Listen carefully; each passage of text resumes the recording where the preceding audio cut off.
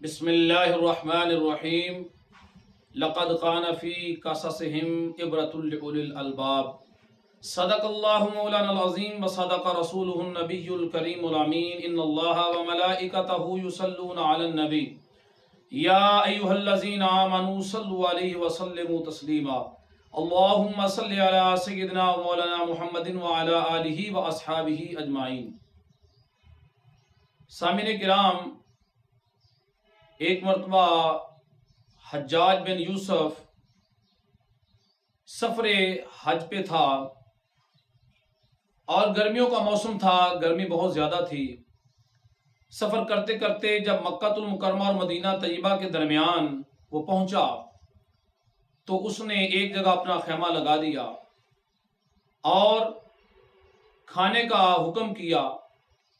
کھانا جب تیار ہو گیا تو حجاج بن یوسف نے اپنے حاجب سے کہا کہ باہر جاؤ، کسی مہمان کو تلاش کر کے لے کے آؤ۔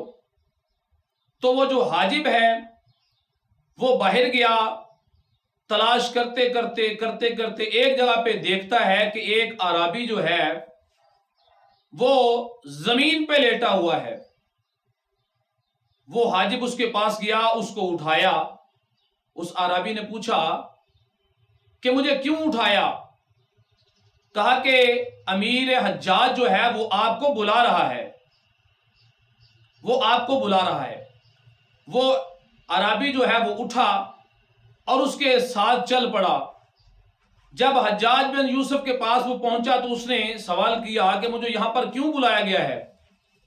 تو حجاج بن یوسف کہنے لگا کہ میں نے تمہیں کھانے کی دعوت دی ہے کہ میرے ساتھ بیٹھ کے کھانا کھا، ہاتھ دھو کے میرے پاس بیٹھ جا اور کھانا کھا میرے ساتھ بیٹھ کے۔ جب اس نے اتنی بات سنی تو اس نے کہا کہ میں تو تم سے پہلے ایک بہت بڑے کریم کی دعوت کو قبول کر چکا ہوں، اب میں تمہاری دعوت کو قبول نہیں کر سکتا۔ تو حجاج بن یوسف پوچھنے لگا وہ کون سا کریم ہے جس کی تم بات کر رہے ہو؟ تو وہ اعرابی جو ہے وہ کہنے لگا کہ وہ سارے بادشاہوں کا بادشاہ ہے، وہ سارے سلطانوں کا سلطان ہے، وہ پوری کائنات کو پیدا کرنے والا ہے۔ میرے رب نے مجھے دعوت دی روزہ رکھنے کی تو میں نے اپنے رب کی دعوت کو قبول کر لیا اور میں نے روزہ رکھ لیا۔ حجاج بن یوسف بڑا پریشان ہوا، تعجب کا شکار ہوا، تعجب کرنے لگا کہ اتنی گرمی کے اندر اس نے روزہ رکھا ہوا ہے۔ تو اس نے حجاج بن یوسف نے سوال کیا کہ اتنی گرمی میں تو نے روزہ رکھا؟ اس نے کہا ہاں، جو محشر کی گرمی ہے اس سے برداشت کرنے سے بہتر یہ ہے کہ میں یہاں کی گرمی برداشت کر لوں، یہ بہتر ہے، تو اس لیے میں نے روزہ رکھا۔ تو حجاج بن یوسف کہنے لگا اس اعرابی سے کہ تم ایسا کرو، آج میرے ساتھ کھانا کھا لو تو تم کل روزہ رکھ لینا۔ تو اس اعرابی نے حجاج بن یوسف کی طرف بڑے غور سے دیکھا اور پوچھنے لگا کہ اے حجاج بن یوسف، کیا تو مجھے ضمانت دیتا ہے اس بات کی کہ میں کل تک زندہ رہوں گا؟ مجھے ضمانت دیتا ہے؟ تو حجاج بن یوسف اس کے اوپر سکتہ طاری ہو گیا، خاموش ہو گیا۔ پھر تھوڑا سوچو بچار کے بعد جواب دیتا ہے، کہتا ہے کہ میں تمہیں ضمانت نہیں دے سکتا کہ تو کل تک زندہ رہے گا، میں نہیں تمہیں ضمانت دے سکتا۔ تو کہا جب ایسا نہیں ہے تو پھر ویسا بھی نہیں ہے، یعنی میں پھر تیری بات کو نہیں مانوں گا جب تو مجھے ضمانت نہیں دے سکتا۔ تو وہ عربی جو ہے وہ یہ جواب دے کر وہاں سے چل پڑا۔ پتہ کیا چلا؟ اللہ اکبر سبحان اللہ، کہ وقت کا حاکم بھی ہو تو وہ بھی شریعت کی مخالفت کہتا ہو تمہیں تو تم ہرگز نہ کرو، اور جتنی بھی مرضی گرمی ہو پھر بھی روزہ تو رکھنا ہے۔ تو اسی روزہ رکھنے کا فائدہ ہے۔ آج کل لوگ پہلے سے بہانہ بنانا شروع کر دیتے ہیں کہ گرمی بہت ہے، پیاس لگ جاتی ہے، بھوک لگ جاتی ہے، لیکن فرمایا اس اعرابی نے یہ ثابت کر دیا کہ یہاں کی جو گرمی ہے یہ تو کچھ بھی نہیں ہے، جو حشر کی گرمی ہوگی وہ تو بہت زیادہ ہے، وہ تو برداشت سے باہر ہوگی۔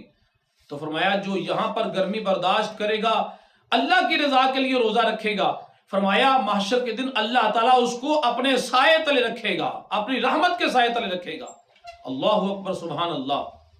ایک بزرگ فرماتے ہیں کہ میں نے شیطان کو مسجد کے دروازے پر کھڑا دیکھا اور وہ بڑا پریشان تھا۔ شیطان، روض الفائق کتاب کے اندر یہ روایت موجود ہے، یہ حکایت موجود ہے۔ تو کہتے ہیں کہ شیطان بڑا پریشان تھا۔ میں نے اس سے پوچھا کہ تو کیوں پریشان ہے؟ اس نے کہا ذرا مسجد کے اندر دیکھو۔ تو کہتے ہیں میں نے مسجد کے اندر دیکھا کہ ایک آدمی نماز پڑھ رہا ہے، ایک آدمی نماز پڑھ رہا ہے، اور کہتے ہیں میں نے دیکھا کہ ایک آدمی مسجد کے دروازے پہ سو رہا ہے۔ شیطان کہتا ہے میں پریشان اس وجہ سے ہوں، میں جو اندر جو نماز پڑھ رہا ہے میں اس کے دل میں وسوسہ ڈالنا چاہتا ہوں، لیکن فرمایا رکاوٹ کون سی چیز بن رہی ہے؟ یہ جو مسجد کے دروازے پہ سویا ہے یہ روزہ دار ہے، اس نے روزہ رکھا ہوا ہے۔ فرمایا جب یہ سانس باہر نکالتا ہے، اپنی سانس باہر نکالتا ہے، تو وہ میرے لیے اس طرح کا شعلہ بن جاتا ہے جو میرے لیے اتنی بڑی رکاوٹ بن جاتا ہے جو مجھے اندر داخل نہیں ہونے دیتا۔ تو فرمایا روزہ دار کا سونا جو ہے وہ بھی عبادت ہے، اور روزہ دار کا جو سانس ہے اس سے بھی شیطان دور بھاگتا ہے۔ اللہ اکبر، وہ بھی شیطان کو شعلہ دکھتا ہے، اس کے لیے شعلہ بن کے ثابت ہوتا ہے۔ تو فرمایا یہ جو روزہ دار سویا ہوا ہے اس کا سانس جب باہر نکلتا ہے تو وہ میرے لیے شعلہ بن جاتا ہے۔ اللہ اکبر، سبحان اللہ۔ تو روزہ دار کو اللہ تعالیٰ نے کتنی قوت عطا کی ہے، کتنی پاور عطا کی ہے۔ یہ شیطان جو ہے یہ تو روزہ دار کے سانس سے بھی دور بھاگتے ہیں، شیطان جو ہیں۔ نبی کریم رؤوف الرحیم صلی اللہ علیہ وآلہ وسلم آپ کی بارگاہ کے اندر ایک صحابی حاضر ہوتے ہیں، عرض کرتے ہیں یا رسول اللہ صلی اللہ علیہ وسلم میں نے روزہ رکھا ہوا تھا تو روزے کی حالت میں اپنی بیوی کی قربت کر بیٹھا ہوں، یعنی میرا روزہ ٹوٹ گیا ہے۔ اے اللہ کے پیارے نبی صلی اللہ علیہ وآلہ وسلم اب میرے لیے کیا حکم ہے؟ تو اللہ کے پیارے رسول فرماتے ہیں تمہارے لیے تین ہی حکم ہے، تینوں میں سے جو کر سکتے ہو وہ کر لو۔ فرمایا غلام آزاد کرو اگر تم استطاعت رکھتے ہو۔ اس نے کہا اللہ کے پیارے نبی صلی اللہ علیہ وآلہ وسلم میں تو غلام آزاد نہیں کر سکتا۔ اللہ کے پیارے نبی نے ارشاد فرمایا پھر پے در پے 2 بار روزے رکھو، 60 روزے رکھو پے در پے۔ وہ کہنے لگا اللہ کے پیارے نبی ایک تو میں رکھ نہیں سکا، اس کی حفاظت تو کر نہیں سکا، تو 60 روزوں کی حفاظت کیسے کروں گا؟ اللہ کے پیارے نبی صلی اللہ علیہ وآلہ وسلم آپ نے فرمایا پھر 60 مسکینوں کو کھانا کھلاؤ، 60 مسکینوں کو کھانا کھلاؤ۔ تو وہ کہنے لگا اللہ کے پیارے نبی میرے اندر اس چیز کی بھی استطاعت نہیں ہے، نہ میں 60 روزے رکھ سکتا ہوں، نہ میں غلام آزاد کر سکتا ہوں، نہ میں پے در پے فرمایا روزے رکھ سکتا ہوں، نہ مسکینوں کو کھانا کھلا سکتا ہوں، میرے اندر کسی چیز کی بھی استطاعت نہیں ہے۔ تو اللہ کے پیارے نبی صلی اللہ علیہ وآلہ وسلم فرمایا اللہ نے یہی روزے کا کفارہ بتایا ہے قرآن پاک کے اندر۔ اللہ اکبر، سبحان اللہ۔ حضور علیہ الصلوۃ والسلام نے خاموشی اختیار فرمائی، اذان شروع ہو گئی، نماز کا وقت ہو گیا۔ جب باجماعت نماز ادا کی اللہ کے پیارے نبی صلی اللہ علیہ وآلہ وسلم آپ جلوہ گر ہوئے تو ایک صحابی آتے ہیں، آ کے کھجوروں کا ٹوکرا جو ہے وہ نبی پاک صلی اللہ علیہ وآلہ وسلم کی بارگاہ میں پیش کرتے ہیں۔ صحابہ کی یہ عادت تھی کہ جب ان کا پہلا پھل اترتا تو وہ سب سے پہلے مصطفیٰ کی بارگاہ میں پیش کرتے تحفے کے طور پر، تاکہ اس پھل کے اندر برکت ہو جائے۔ جو سب سے پہلے اللہ کے نبی جس کو کھائیں گے ان کی بارگاہ میں جو پیش کیا جائے گا اللہ تعالیٰ اس کے اندر برکت عطا فرما دے گا۔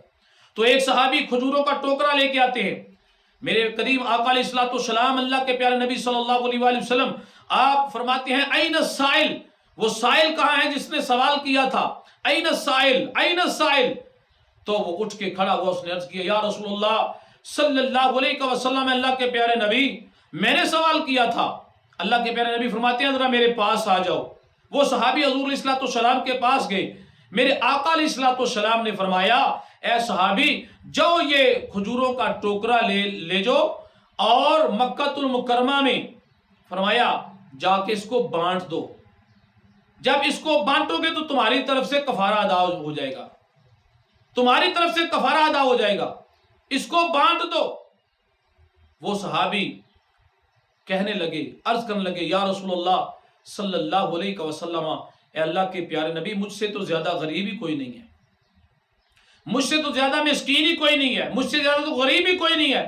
اللہ کے پیارے نبی صلی اللہ علیہ وآلہ وسلم آپ مسکرا پڑے، آپ کے چہرے کے اوپر مسکراہٹ آ گئی کہ یہ کیسا صحابی ہے، یہ تو دینے کی بجائے لے کے جا رہا ہے، یہ تو دینے کی بجائے لے کے۔ کفارہ تو ہوتا ہے کہ وہ آدمی کچھ چیز دے، مسکینوں کو کھانا کھلائے، غلام آزاد کرے، 60 روزے پے در پے رکھے، تو یہ کہتا ہے کہ سب سے غریب تو میں ہوں۔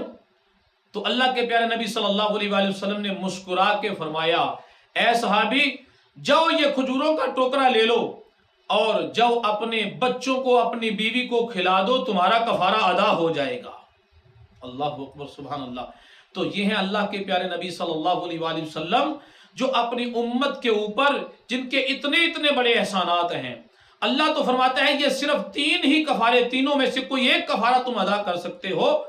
تو اللہ کے پیارے نبی صلی اللہ علیہ وسلم کی بارگاہ میں جب صحابی نے عرض کیا، یا رسول اللہ صلی اللہ علیہ وسلم، میں تو یہ تینوں نہیں ادا کر سکتا، تو میرے آقا علیہ الصلوۃ والسلام نے اس کے لیے یہ سہولت دے دی، فرمایا کہ تم جاؤ یہ کھجوروں کا ٹوکرا اپنی بیوی بچوں کو کھلا دو، تمہارا کفارہ ادا ہو جائے گا۔ اللہ اکبر، سبحان اللہ۔ حضرات گرامی، روزہ رکھنے کے بہت سارے فوائد ہیں، روزہ رکھنے کی بہت ساری فضیلتیں ہیں، اور یہ اللہ تعالیٰ کا، اس کی جزا بھی تو رب تعالیٰ کی ذات پاک ہے نا۔ اللہ پاک فرماتا ہے کہ الصوم لی وانا اجزی بہ، روزہ میرے لیے ہے اور میں اس کی جزا ہوں، یا میں ہی اس کی جزا دیتا ہوں۔ تو رمضان مبارک کی برکت ساتوں سے فائدہ حاصل کریں، زیادہ سے زیادہ نیکیاں کریں۔ اللہ تعالیٰ کی بارگاہ میں دعا ہے کہ اللہ رب العزت ہمیں عمل کرنے کی توفیق عطا فرمائے۔ وما علینا الا البلاغ المبین۔